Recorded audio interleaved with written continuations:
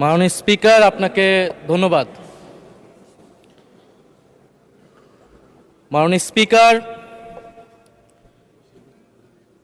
বক্তব্য ভেবেছিলাম শুরু করব অন্য বিষয় নিয়ে, কিন্তু আজকের অধিবেশনের দিনের আলোচনায় আমাদেরকে আরও বেশি অবাক করলেন মাননীয় অর্থমন্ত্রী।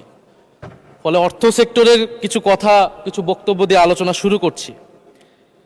আমরা যখনই ব্যাংকিং খাত বা অর্থ সেক্টরের আর্থিক খাতের কথা আসে, মাননীয় অর্থমন্ত্রী একটা বাক্যই বারবার বলেন যে বিএনপির সময়ে এরকম কোনো রেকর্ড নাই যে আর্থিক খাতে বিশৃঙ্খলা হয়েছে। উনি কিছুক্ষণ আগে অস্বীকার করলেন যে বাংলাদেশ ব্যাংকের গভর্নর একটা রাজনৈতিক নিয়োগ, তাদের দলের নির্বাচন কমিটির সদস্য, এবং তিনি এটা অস্বীকার করলেন। আমি মাননীয় স্পিকার টিআইবির একটা তথ্য আপনাদেরকে দিচ্ছি। বর্তমান সরকারি দলের যারা নির্বাচনের প্রার্থী হয়েছেন তাদের 59.41% ঋণগ্রস্ত, এবং যার বেশিরভাগ হচ্ছে সরকারি দলে। সংসদ সদস্যদের 11,000 কোটি টাকার বেশি ঋণ রয়েছে, যার অধিকাংশই সরকারি দলের। এদের অধিকাংশই ঋণ খেলাপি ছিলেন, নির্বাচনের আগে কিছু টাকা ঋণ দিয়ে পুনঃতফসিল করে নিয়েছেন। এবং বর্তমান যে বাংলাদেশ ব্যাংকের গভর্নর, তার স্পেশালিটিটা কি? তার স্পেশালিটি হচ্ছে এই ঋণ পুনঃতফসিল করা, এটাতে তিনি এক্সপার্ট।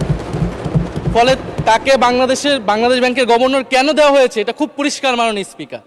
এই যে হাজার হাজার কোটি টাকার ঋণ, সেই ঋণগুলো যাতে ঋণ পুনঃতফসিল করতে পারে, সেই সুযোগ সুবিধাটা করে দেওয়ার জন্যই বাংলাদেশের ইতিহাসে প্রথমবারের মতো একজন ব্যবসায়ীকে বাংলাদেশ ব্যাংকের গভর্নর দেওয়া হয়েছে। ফলে জাতির সামনে এই জিনিসগুলো পরিষ্কার হয়েছে। এখন সামনের আর্থিক খাতে আরও নিয়োগ তারা কি বিবেচনায় দিবেন, এই জন্য আমরা তাদের উপর আর আস্থা রাখতে পারছি না মাননীয় স্পিকার। মাননীয় স্পিকার, রাষ্ট্রপতির উপর ধন্যবাদ জ্ঞাপন বক্তব্য। রাষ্ট্রপতির বক্তব্য আমি শুনিও নাই, পড়িও নাই, এবং সেই বক্তব্য দেওয়ার সুযোগ করে দেওয়াকে আমরা প্রত্যাখ্যান জানিয়েছিলাম। আমরা খুব স্পষ্টভাবে বলেছিলাম যে এই রাষ্ট্রপতির অপসারণ প্রয়োজন, তাকে গ্রেফতার করা প্রয়োজন। এই রাষ্ট্রপতির আর কোনো অধিকার নেই বঙ্গভবনে থাকার, এইখানে এসে বক্তব্য দেওয়ার।